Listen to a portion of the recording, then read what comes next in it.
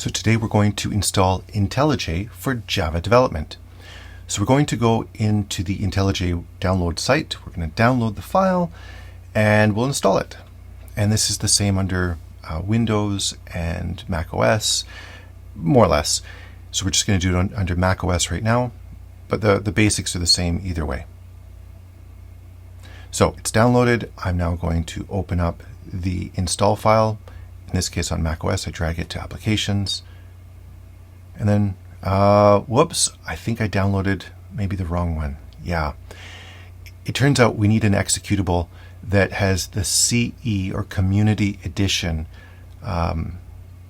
name on it.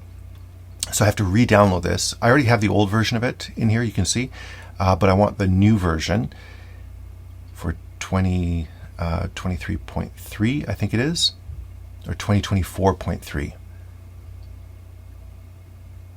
All right, so we're going to go back. Oh, there we go. There's the download for Community Edition. So we had to scroll down, and I'm going to download that and then open it up. There we go.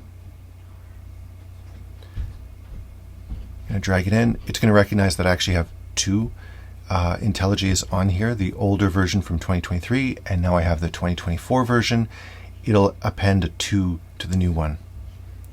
In your case, you'll be doing a fresh install, so you won't have the 2 on there, but in my case it does. So I'm going to double click on that and run it, but actually I'll just also put it in my dock right there for a shortcut.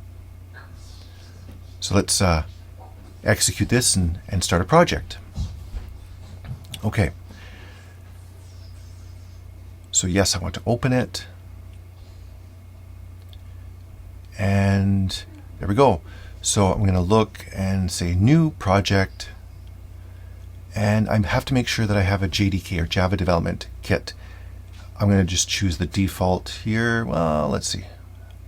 We'll go with Adopt Open from IBM. That's a good one. But you could have chosen Oracle as well.